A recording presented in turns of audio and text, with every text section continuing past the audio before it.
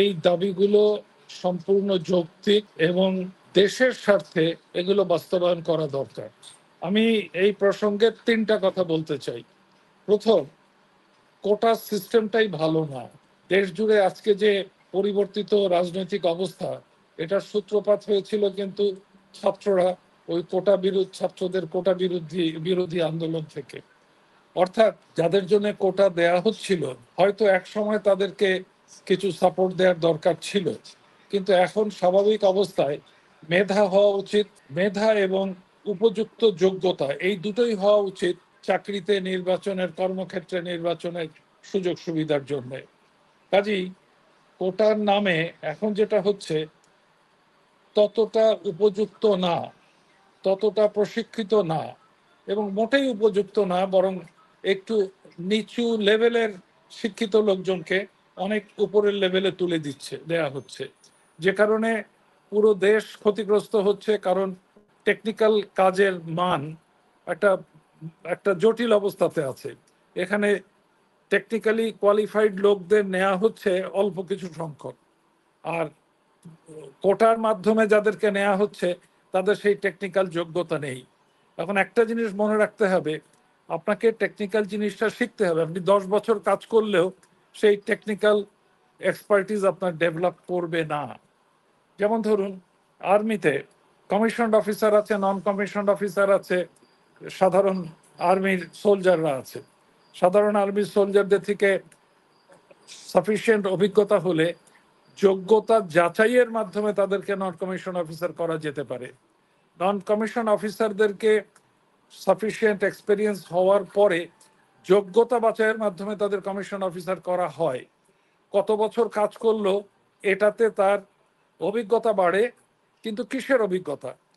আপনি যদি একটা সাধারণ টেকনিক্যাল কাজ অনেক বছর ধরে করেন, তাতে কি আপনার জটিল কাজ, জটিল ডিজাইন, জটিল প্ল্যান করার ক্ষমতা বাড়ে? মোটেই না।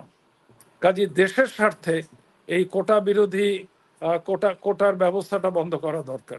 দ্বিতীয় পয়েন্ট হচ্ছে, শুধু কোটা পেলেই হবে না, তাদের যে শিক্ষাটা বুয়েট কিংবা কুয়েট কিংবা ডুয়েট চুয়েট থেকে অথবা ইঞ্জিনিয়ারিং কলেজ থেকে দেয়া হয়, কিংবা টেক্সটাইল ইঞ্জিনিয়ারিং এর ক্ষেত্রে টেক্সটাইল ইউনিভার্সিটি থেকে দেয়া হয়, এগুলো হচ্ছে কিন্তু বেসিক টেকনিক্যাল এডুকেশন। এরপরে তারা যখন কর্মক্ষেত্রে প্রবেশ করবে, তাদের টেকনোলজিক্যাল জ্ঞানের মাত্রা আরো অনেক উপরে তুলতে হবে। সেজন্যই 1962 সনে যখন প্রকৌশল বিশ্ববিদ্যালয় কিংবা কৃষি বিশ্ববিদ্যালয় স্থাপিত হয়, এগুলোর উদ্দেশ্যই ছিল এগুলো পোস্ট গ্রাজুয়েট লেভেলের ট্রেনিং দেয়া হবে। শুধুমাত্র বিশ্ববিদ্যালয়ের শিক্ষকরাই এমএস পিএইচডি করবে তা না, সকল পেশাজীবীকেই সে উন্নত শিক্ষা গ্রহণ করতে হবে। কাজেই কর্মক্ষেত্রে তার দক্ষতা বৃদ্ধির জন্য প্রোগ্রাম থাকতে হবে। আমার তৃতীয় পয়েন্টটি হচ্ছে, আজকে যে বিষয়ে আন্দোলন হচ্ছে তাদের সাথে কিছুটা সাংঘর্ষিক।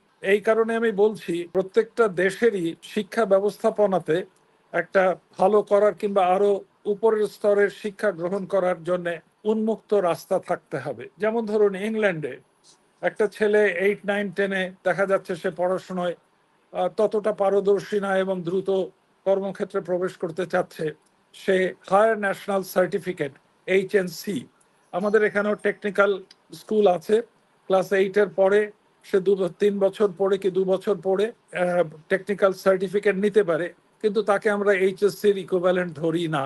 HSC খেয়াল করবেন, HSC পাস করার পরে সে আগে 3 বছরের ডিপ্লোমা করতে পারতো, এখন কে বা কারা অতি বুদ্ধিমান সরকারি আমলারা এটাকে 4 বছর বানিয়েছে। 1 বছর এক জিনিসই পড়লে তার জ্ঞানের মাত্রার লেভেল, তার দক্ষতার লেভেল উন্নত হয় না, এবং এই 3 বছর ডিপ্লোমা করার পরে সে চাকরিতে যোগদান করে। এদের মধ্যে যারা ভালো মেধাবী, তাদের রাস্তা খোলা রাখতে হবে। আমার কথা শুনলে অনেকেই অবাক হবেন, 1962 সনে যখন ইঞ্জিনিয়ারিং ইউনিভার্সিটি বুয়েট চালু হয়, তখন বুয়েটেও কিন্তু এই ডিপ্লোমাধারীদের HSC-র ইকুইভ্যালেন্ট করে BSc ক্লাসে ভর্তি হওয়ার সুযোগ ছিল। পরবর্তীতে রাজশাহী রুয়েট হলে সেটাতে একটা বড় সংখ্যক ছাত্রদের জন্য এই সিট ছিল, কিন্তু এই গ্র্যাজুয়েট ইঞ্জিনিয়াররা জিন্দাবাদ করে তাদের এই রাস্তা বন্ধ করেছে। আমি মনে করি ডিপ্লোমা হোল্ডারদের মধ্যে ডিপ্লোমা হোল্ডারের পড়াশোনার ব্যাপারটা আবার 3 বছরে নিয়ে যাওয়া যেতে পারে। 4 বছরে তারা প্র্যাকটিক্যাল কাজের উপরে আরো বেশি নজর দিয়ে মাঠ পর্যায়ে কাজ করার জন্য উপযুক্ত হবেন, কিংবা ডিজাইন প্ল্যানিং এর সাপোর্ট সার্ভিস তারা দিতে পারবেন। কিন্তু তাদের গ্র্যাজুয়েশন কমপ্লিট করে মাস্টার্স পিএইচডি করার সুযোগের রাস্তা খোলা রাখতে হবে। এটা কয়েক বছর কতদিন চাকরি করলো সেটা দিয়ে হবে না। এটার জন্য আমি মনে করি বুয়েট যদি পোস্ট গ্রাজুয়েট স্টাডিজে কনসেন্ট্রেট করে, RUET duet KUET post graduate করবে, কিন্তু তার সাথে যদি ডিপ্লোমাদেরকে কনভার্সনের কাজটা করে। এখন হচ্ছে কি, এই ডিপ্লোমাধারীরা মূলত বিভিন্ন প্রাইভেট বিশ্ববিদ্যালয়ে গ্র্যাজুয়েশনটা করছে। আপত্তি নেই আমার, কিন্তু সেখানে যেন মানটা নিয়ন্ত্রিত হয়। এবং পরবর্তীতে ইনস্টিটিউশন অফ ইঞ্জিনিয়ার্স এখন 4 বছরের গ্র্যাজুয়েশন না হলে কাউকে ডিগ্রি রিকগনাইজ করে না। আর এই মুহূর্তে বাংলাদেশ ওয়াশিংটন অ্যাকর্ডের সাপোর্ট পেয়েছে, কাজে বাংলাদেশের ডিগ্রি সারা বিশ্বে এখন সম্মানিত হবে।